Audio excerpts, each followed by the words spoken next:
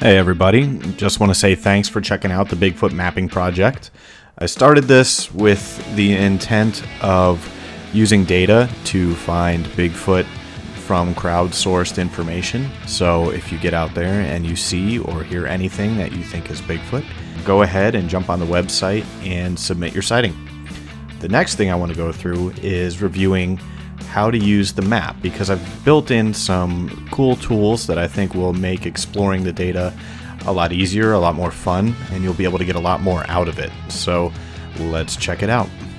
When you jump onto the front page, you'll see an icon where you can zoom into the full screen map, and you see that pop up here. The splash screen welcomes you, and you can check that box to make sure that it doesn't come up again if you don't want to see it. Then click OK. Now I'm going to go through each button at the top left. You'll see a search bar where you can search for your address or a city or state. You've got the measuring tool, the select tool. You can open the attribute table, a layer list, and you can submit a sighting from the map. Then further to the left, we've got the zoom in button, the zoom out button. You can go back to the default extent, which is what you see on the map here, and you can grab your location from your cell phone or your IP address. It'll zoom to where you are in the map. So now I'm just going to zoom in onto the map and open up a new sighting, and we're going to check it out. So you'll see the red ones, those are reported in 2021. Just click them to see the pop-up, and you can see all the information that the user submitted.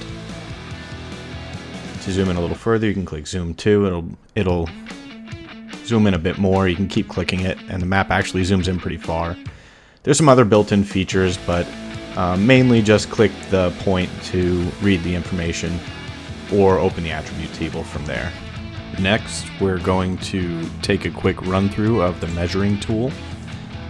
This is nice if you want to measure how far different points are from each other or how far they are from a specific location.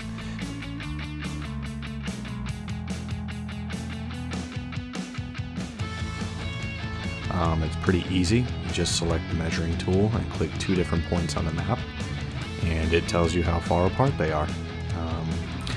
Double click when you're done, and it gives you the measurement right in the pop-up, and click clear to get rid of that line.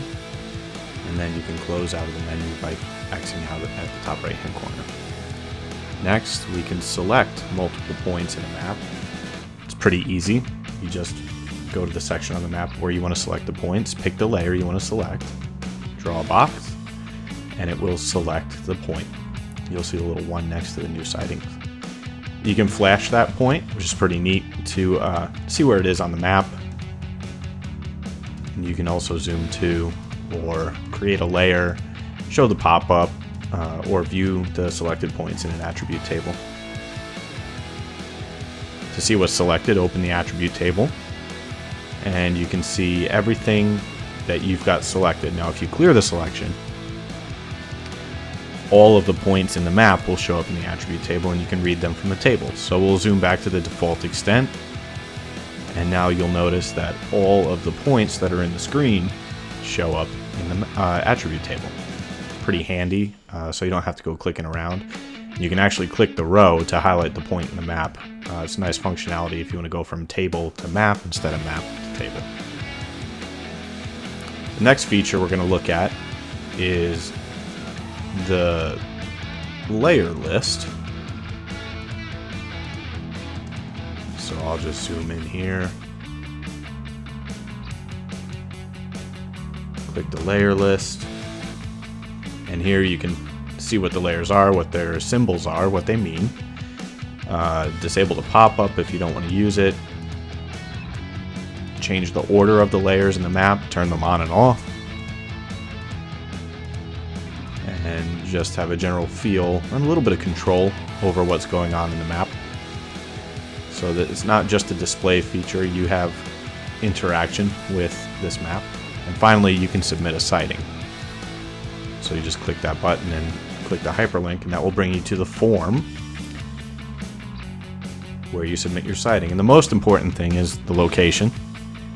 So you make sure to pan and zoom to your location and click where you want to submit your sighting. I would suggest zooming in as far as you can so it's a very precise location. If you're zoomed out pretty far and you click, it might not wind up where you think it should be. Adjust the date, because that's also very important for clusters of sighting, so we know how often that creature visits there, what time of day, the height, so we know about how mature they are. You can put this in inches. I have to change that. It says feet and inches, but it's just a number field, so just inches. Was a Bigfoot male or female? And if you didn't get that close, don't worry. I don't think I would either. But if you happen to have a feeling about whether it was male or female, select one or the other. Did you see any young Bigfoot? Yes or no? Were they with a parent? Vocalization. Did they yell at you for being too close? Footprints, if you're lucky enough to find one.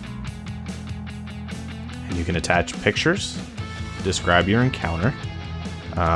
You'll see the characters count goes down as I type. So you can have 1,000 characters, which is a pretty good description.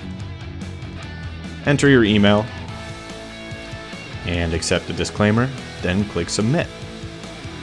And once it's submitted, you can click that hyperlink to return to the map, and you will see your sighting in the map. Mine was in East Texas, just east of Houston,